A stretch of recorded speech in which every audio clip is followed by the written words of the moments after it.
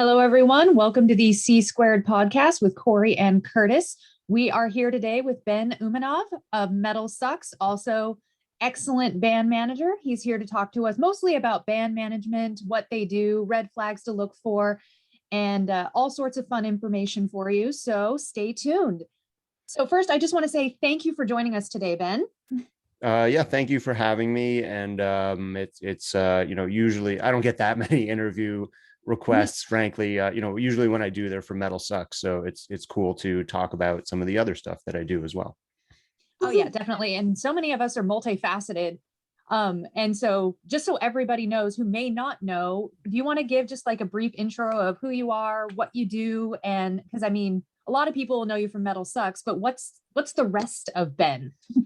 Sure. Obviously I'm a co-founder, part owner, and writer for Metalsucks. I also am one of the partners in Blast Beat Network, which is not so much a publicly facing company, but people in the industry know that it's a company that handles advertising for not only Metalsucks, but Metal Injection, Lambgoat, PRP, Ghost Cult, of course, and several other sites. And on top of all that, I also manage bands. I manage Rivers of Nile, who I've been with since, I won't say the beginning. They were a band before they ran into me, but, certainly since their beginning of their career as like a professional band, let's say. And right now I'm also working with Black Crown Initiate and Volar. Nice. Awesome. So Ben, sorry, go ahead, Curtis. No, go ahead, Curtis. It's your turn. Okay, so basically, first thing, can you kind of describe what a band manager actually is and they do? Because there's a lot of misconceptions. Like some people think band managers are like a cure-all, but there's a specific thing. Can you kind of go over that? Right. So the best way to describe what a manager does is they're just the in-between person between the band and everything else. They're kind of the frontline person for really all the business related things that a band would do. Not so much on the creative side, although, probably some managers do get involved in that. I don't really, my opinion is that the band should be able to focus on being creative, writing music, coming up with sick creative ideas, whether it's, music videos, like stage show, anything, like all the creative stuff. While I'm happy to help on that if asked, that's for the band to do, and that's what they do best. What a manager does is handles the stuff on the business side that they either really don't have the expertise to do or just don't want to. So I go between the band and the people at the label, setting up the release and doing everything that needs to be done there. I go between the band and the booking agent, the band and the publicist. So I take the burden off of the band members of having to do those things and get them all on the same page to where I can bring an idea to the band from those people, like say it's for a tour, or an idea from the band to those people, like say we want to do a tour, and then I go to the agent and we figure out the mechanics of how that's set up.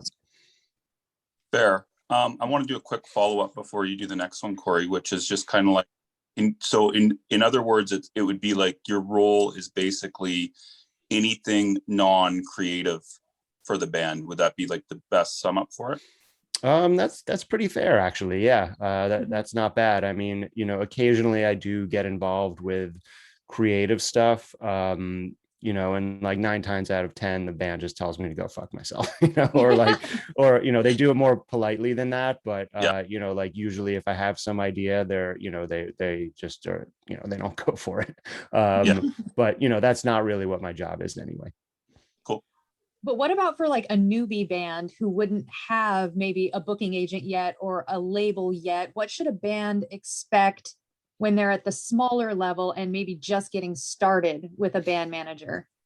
Right. Well, a band that is like truly just getting started out, I would say doesn't need a manager. Like they're capable of doing most of the things that a band at that level needs themselves. But like, let's say it's, a band that's been around for, a year or two or even longer, like has an album out or demo, doing some dates. And that might be a good time to bring a manager in to get them those things that you just mentioned, a label, a booking agent, ideally a manager is going to have the contacts already to get the band's music in front of the people who need to hear it in the industry.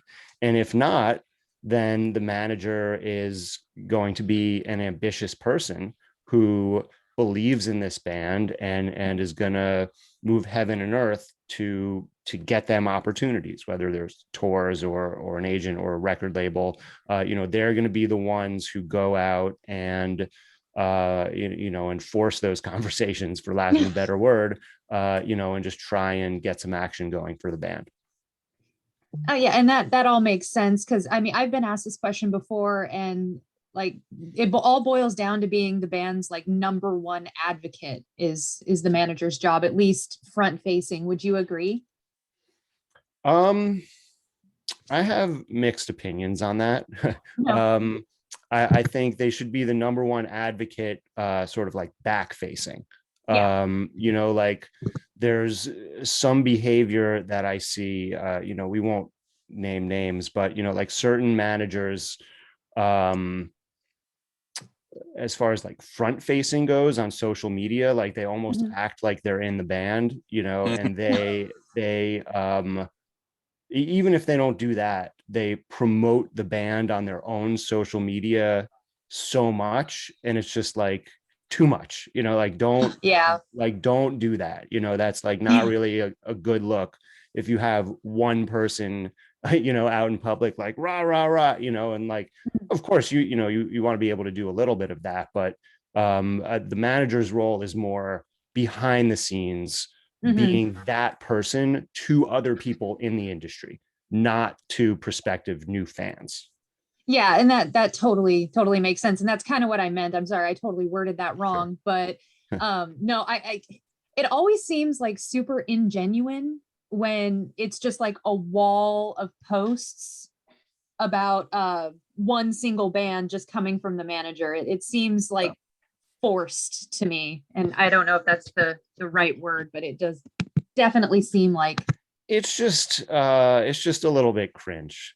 You know what I mean? That's, like when that's you see the word I'm looking for. like cringe. when you see a manager like posting about every single accomplishment, or like congrats on the new, it's just like, come on, like that's my job. Or I want to point out, right? Exactly, that's your job. You should be the one doing that. You're the public cheerleader, or the band can be doing that, but the manager shouldn't really be doing that. That kind of leads into the next question of what doesn't a band manager do, but I will let Curtis ask his stuff first, because he's raising. Before we get onto that, I wanted to ask one more question on this, Ben.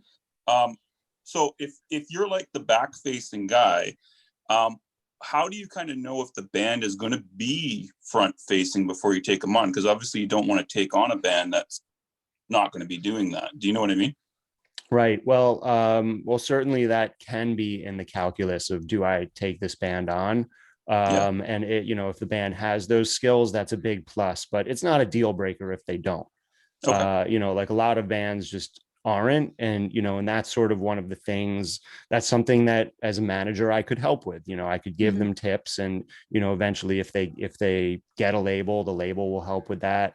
And the band can learn. That's something, on the list of qualifications of things that a band needs to have to be able to make it. Like, I think like great social skills are not necessarily that high up. Like, your social network presence is important for sure, but there are ways to improve at that and, bring people in to help and so on and so forth. Totally. I've noticed a lot of band members are like off stage, behind closed doors, they're all super, super shy. So a lot of them actually do lack those skills and definitely need help. So, but yeah, so back into the next question that I started to ask, what doesn't a band manager do? So what shouldn't they be doing other than posting incessantly about their band on Twitter or whatever? Oh, right. Well, one thing, a common misconception I often see amongst, like more up and coming bands that, maybe don't have a label deal or, don't have like the industry infrastructure in place yet, is that managers don't book shows. That's a booking agent's job. And that's something that I think, if like, that's also something you say, like my, aunt and uncle are like, ask like, what do you do? Do you book show? That's like always the first thing. Like, it's like, no, that's the booking agent's job. But also bands seem to think that managers are doing that. And they can, like, certainly early on, maybe a manager will help set up a show. And it is a manager's job to get tours. I want to be specific about that because those are two different things. It is a manager's job to go out and speak with other managers and find out what their artists are doing and try and put those pieces together and make something happen. But as far as the actual booking of individual shows, that's not a manager's job. It's not a manager's job to do publicity. Although again, if a manager has a connection, like, oh, let me email Cori at Metal Injection. I know I saw on social media that she was digging, or like, oh, let me see if she'll do a favor here. That's something that a manager could do. But for the most part, that's a publicist's job, as Curtis knows. So, and I understand why you're asking the question, though, because a manager's job really is kind of behind the scenes, and most people just don't see what it is. It's like this mysterious black box, like what does a manager do that they're taking 15% for? Yeah, it's definitely there's a lot of mystery and a lot of misconceptions, and yeah, nobody even really knows who we are. Right. Or what we are. So I'll give you an example. There's one band I'm working with that, I won't say which one because it's not public knowledge yet, but they're working on launching a Patreon. So, we've been batting ideas back and forth about what will be on each price level, and then it's like somebody like me to say, like, wait, guys, like, are you sure you want to put that in the $5 contribution level? That's a lot of work for you, like putting together a podcast every month, like, who's going to edit that? Like, who's going to, like, script it, and they just like haven't thought of these things. So, that's kind of like my job one of my jobs is to zero in on those details of not creative things that they might not necessarily have thought of and might not have expertise in. It's the strategy end of things versus the actual do a lot of the times, but you're still helping. Right. Exactly. Yep. So next thing, we wanted to go over red flags on managers. So, you said, first of all, a band shouldn't be hiring a manager at a smaller level, which I agree with 100%, but there's a lot of people that still do. So can you kind of give what are the actual red flags that bands need to look out for with management? Well, the number one red flag is if a manager is charging money up front. That, like, go the other way, run as fast as you can, because no manager that's worth their salt will charge a fee like that. It's just not how it's done. I will tell you, there have been bands that I've worked with as manager where I haven't made anything, more like earlier in my career when, I was less established, didn't have as many contacts to kind of leverage to help move things along. And I'll tell you, with even like Rivers of Nile, who I think, like a lot of people think are, a very successful band or whatever. On the first record, I made a very small, or I won't say like very small, but, not like a significant amount of money. And, I just spent it all on a print of the Dan Seagrave cover. So I could like hang it on like, that was it, like, wasn't like enough to really like earn a living, so point being, if a manager is charging anything, any kind of payment, just run the other way. Any manager that's worth anything will be charging a commission of the work that they bring to the band. So can you kind of clarify? So like, just so people understand, because I know, and I know that's true and that's the correct thing, but I've heard scam managers kind of claim that they need it up front. So can you kind of explain how it is that a manager can afford to work for kind of free until they make money? If that makes sense. Yeah, it makes sense. you know, I mean, why would the manager be earning money if the band isn't? Like, that's Yeah. just, you know, it's like just absurd. You know what I mean? There are situations where that could happen, like even with a, you know, success, say like a successful band goes to Europe for a tour, and the expenses of like flights and everything, and, you know, so on and so forth, are so high that the band might not come home with much or anything, and the manager would still take a cut. But like, you know, at the early level, like that money is just, it's just not, it makes no sense even for the manager to take it. Like I told Rivers on that first record, I was, you know, and they're going out, they're making like $100 a night, you know, probably I was like, anything under $100, I'm not commissioning. I don't want it. Like that $15 is better going into your gas tank than it is whatever, you know, buying my pizza tonight or beer. And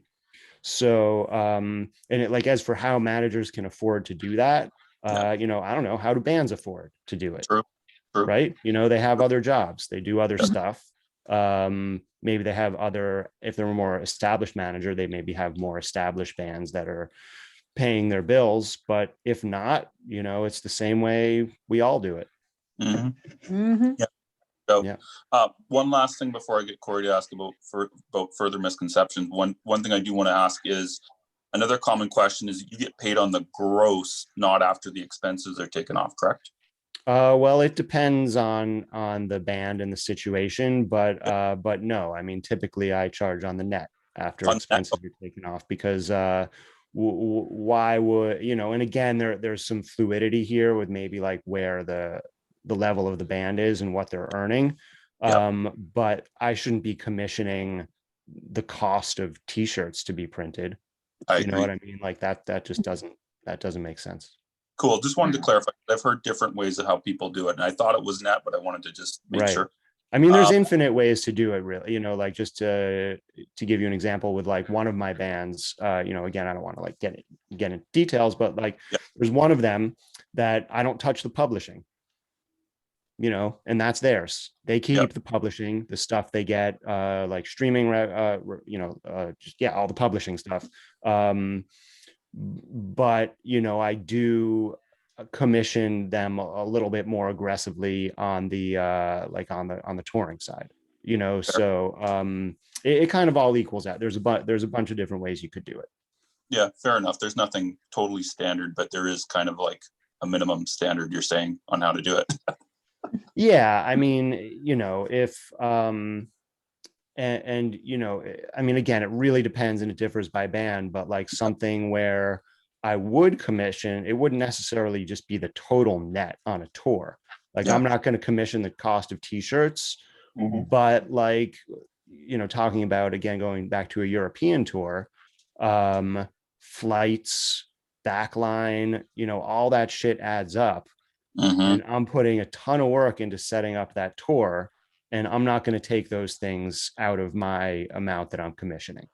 You know, like t-shirt printing, yes, but you know, that's just kind of the cost of doing business on that. It's a total judgment call.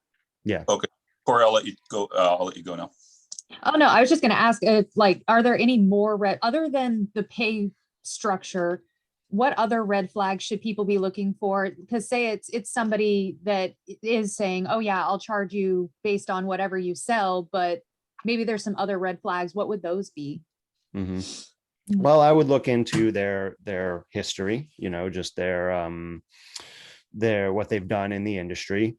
But you know, it's hard to tell sometimes. Like if it's a new up and coming band and it's a new up and coming manager, that sometimes can be a really good fit. You know, like the manager doesn't necessarily need to have a ton of experience in managing or even in any part of the industry necessarily. Certainly that helps, but you like a really ambitious manager who's good at communication, and, you know, and making friends and doing the things that managers need to do, could be a very good fit for the band. If, you know, if they really just, they get the art, they see the future, they see the vision. So, you know, I think you just have to go with your gut. Like if something feels weird about it, then probably something is weird, you know, but kind of trust your instincts. And if it's somebody who seems like they really get your message and you feel like they can really bring it to the next level, then maybe it's worth trying out. Cool. Yeah, cool. Awesome. And then, so what should they be looking for in a manager? So other than like the passion and the investment in the band, like you were saying, say that it's a band who's going out looking for a manager. They've been around for 2 years.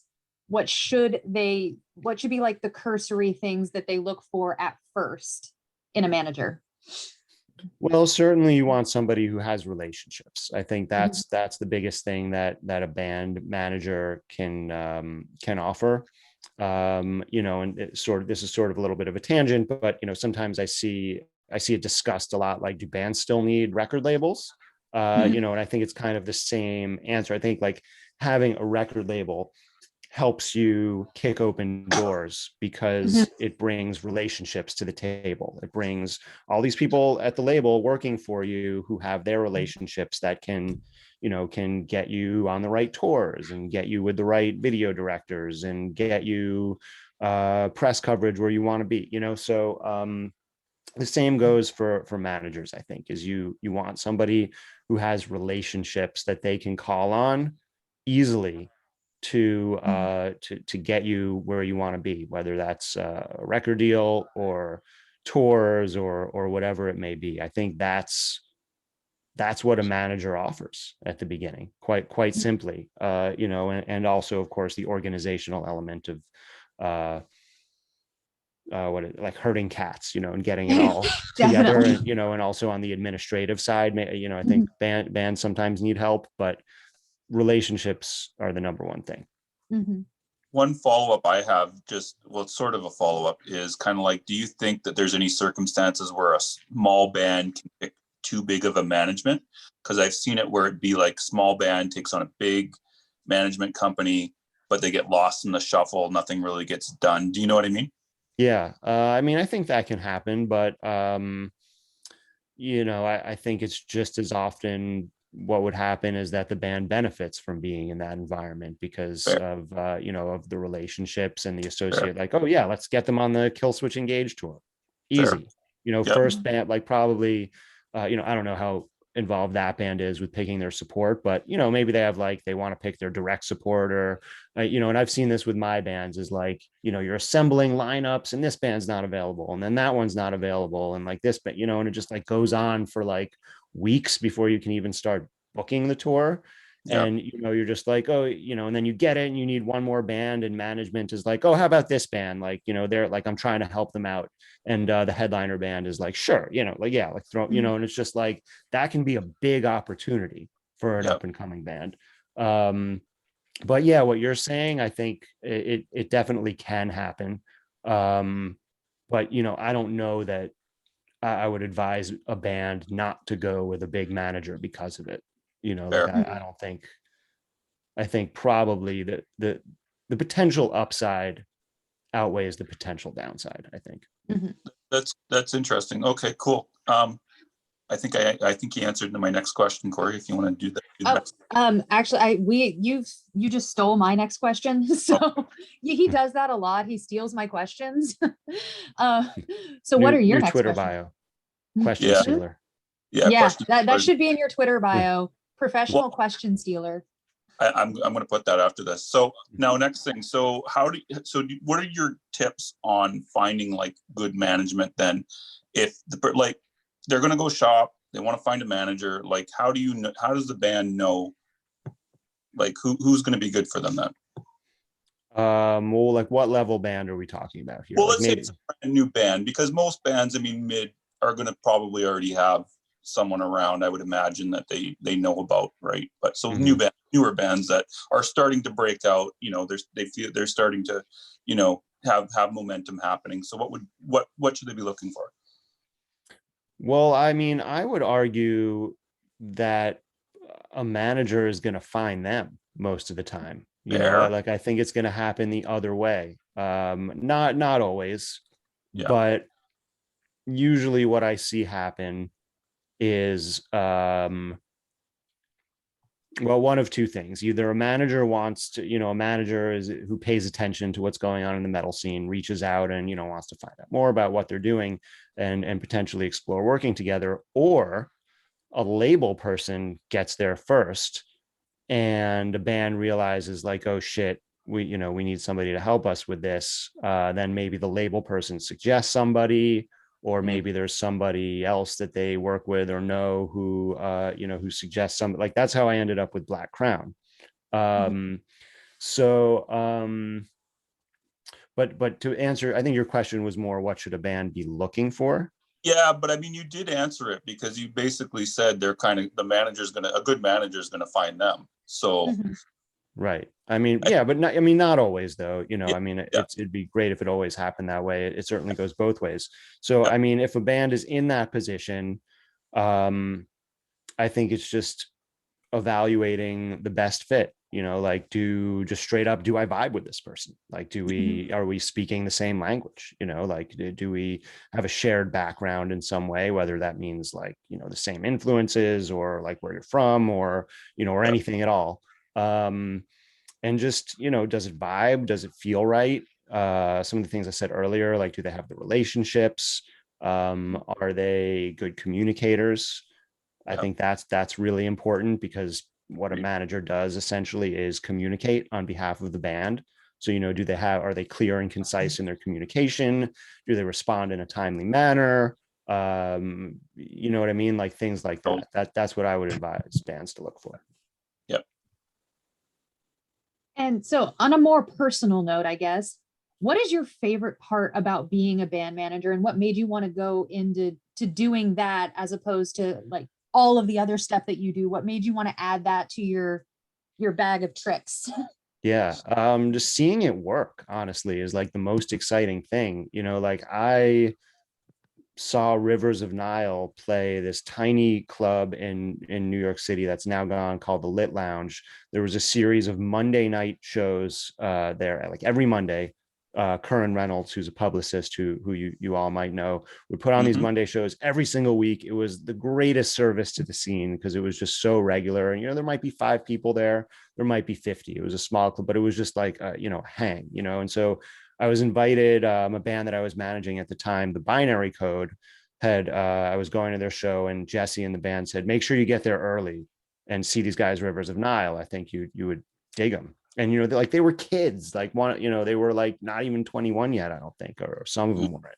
And they blew me away, and we started talking, and it just went like that. And and it's now or within the past couple of years, 7 or 8 years later, 3 albums later, where they really started to hit it, and like seeing that success is so gratifying. Even if I don't want to take credit for all of that, certainly, like I didn't write the music, but my job is to kind of like put them in a position where that music will be met with the best reaction that it possibly can be. And just being able to be a part of helping that, and and helping those guys get to where they are is very, very gratifying. And and I think probably a lot of managers would give a similar answer. Cool. We're on final question now. So I kind of want to get from you, can you kind of tell people like exactly what kind of hours and work you need to put in when you're starting an industry? Because I know, like with you, I'm sure I've read on Metalsucks at one point you were basically doing like almost 24-hour days, getting going, all the rest of it. And can you just kind of go over it? Because some people think you can just kind of go in 1 hour a day and you can be full-time in the industry, but I just want to hear your take. Right. Well, my trajectory was pretty gradual. We started Metalsucks. Matt and I both had other jobs. And those jobs, thankfully, were the kind of jobs where, if we we were sitting at a computer and we could maybe bang out a couple posts a day, sort of like on the in-between moments. But, even having done that, we still went home at night and wrote for content to be published the next day. And so we're doing that for a while. And Curtis, that's probably what you were referring to with like the 24, I wouldn't call it 24 hours a day, but it was a lot of work for sure. And then as the site started to pick up, that became more of a battle, but we kept doing it. There's more of like this pressure to deliver content. And then after a certain point, it got to the juncture at which it was basically like shit or get off the pot, and like I felt that if I quit my day job at the time, I'd be able to reinvest that time into making Metalsucks bigger and more viable. We had some money coming in from advertisers at the time, but not nearly enough to sustain 2 people, let alone 4 for Blast Beat. And